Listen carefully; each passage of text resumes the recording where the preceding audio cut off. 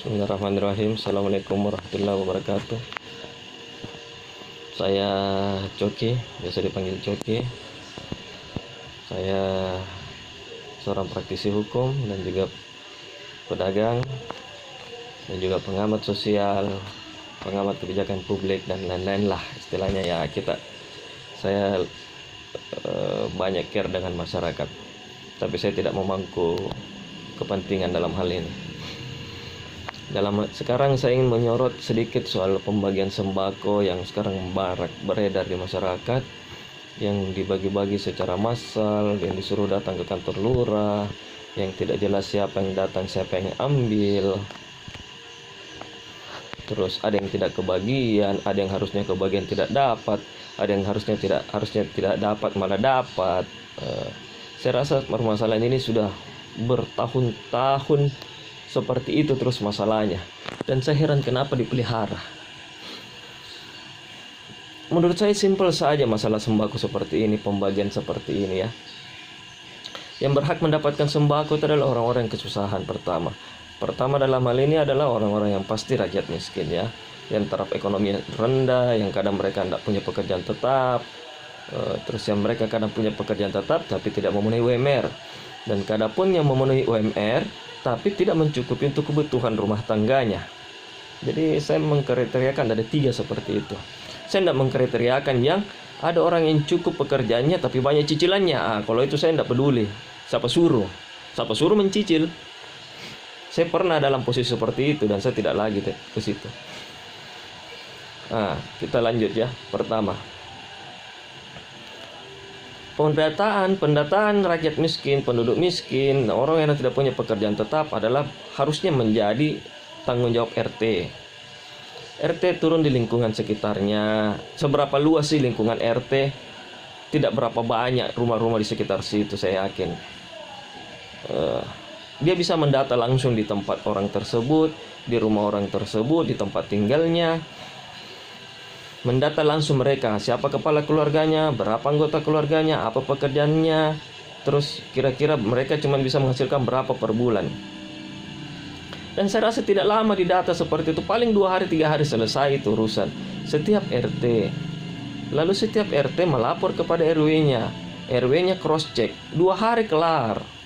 Ya, RT sudah wewenangnya, sudah meng-cross check, sudah valid ya, oke. Sisa ditembuskan kepada lurah, camat, kabupaten, kota, provinsi, terus ke pusat Indonesia kan. Tidak ada masalah di situ. Seandainya ada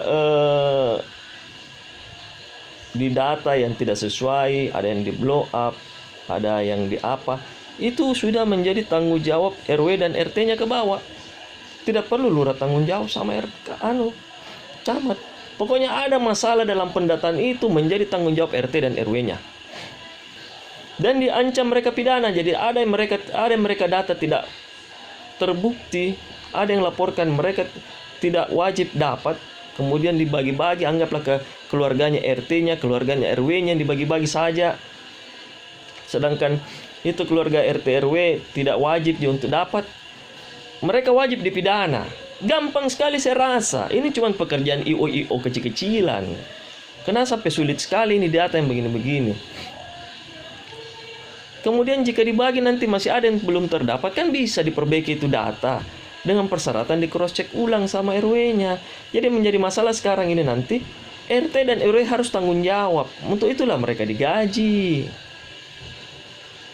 Kan?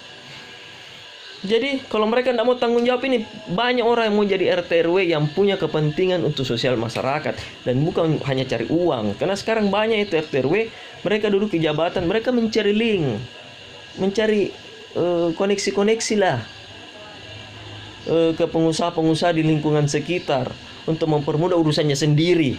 Ya, saya sebutkan ini langsung. Saya rasa gampang sekali dikontrol. Jadi kalau ada bantuan dari pusat, langsung turunkan ke kelurahan, kecamatan, langsung turunkan kelurahan pada hari itu juga, dan langsung RW-nya diturunkan. Dan bantuan itu dibagi malam hari jam 9 ke atas, jadi tidak mengundang orang banyak. RT-nya langsung turun ke rumahnya warganya, dibantu, turun ke rumah warganya membutuhkan, dibagi. Jadi itu orang tidak bergerombol, jadi mereka langsung terima di tempatnya. Jadi kita sudah yakin juga bahwa mereka itu yang terima, itulah yang penerima hak sepenuhnya. Apa yang susah dari hal tersebut? Saya rasa ini birokrasi sengaja dipersulit, sengaja dikasih panjang-panjang supaya banyak yang bisa dipotong-potong. Kenapa saya bicara begini? Saya pernah seperti itu. Makanya kalau mau belajar ini seperti ini, belajar dari para penjahat, jangan belajar dari orang yang baru mau menjadi jahat. Belajar dari para penjahat yang sudah hijrah, supaya ditahu ini salah-salahnya di mana sih sebenarnya. Gampang sekali. Sementara saya bicara dulu soal itu, nanti saya bicara lagi soal zona-zona hijau COVID. Terima kasih ya. Assalamualaikum warahmatullahi wabarakatuh.